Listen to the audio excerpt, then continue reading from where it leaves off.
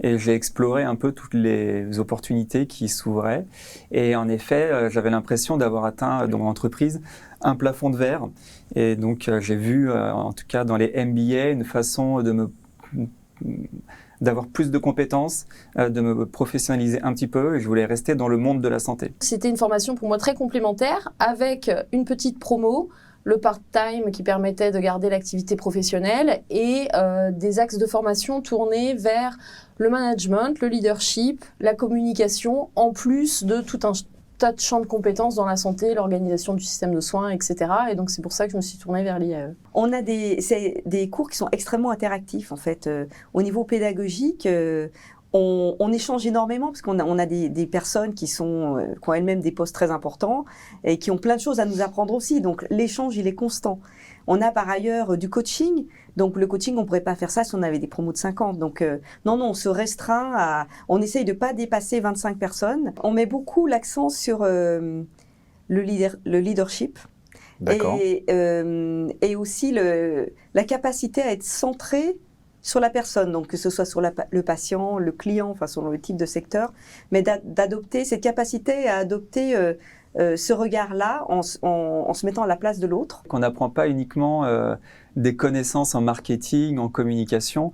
Il y a eu un vrai travail très personnel pour comprendre vraiment qui on est, avec des tests de personnalité et essayer de pouvoir nous situer en fait sur une grille de lecture. C'est-à-dire que voilà, nous, notre zone de confort, elle est plutôt là, elle est plutôt là.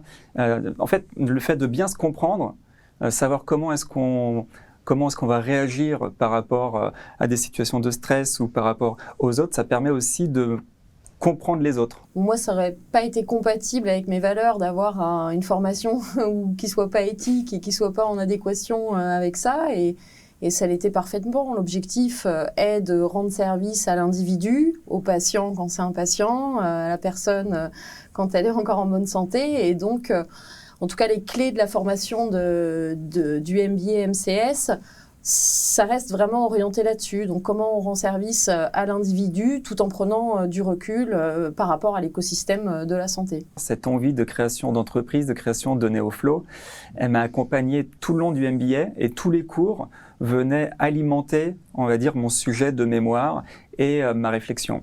Donc, il n'y a pas un cours en particulier qui aurait permis de trouver ma voie.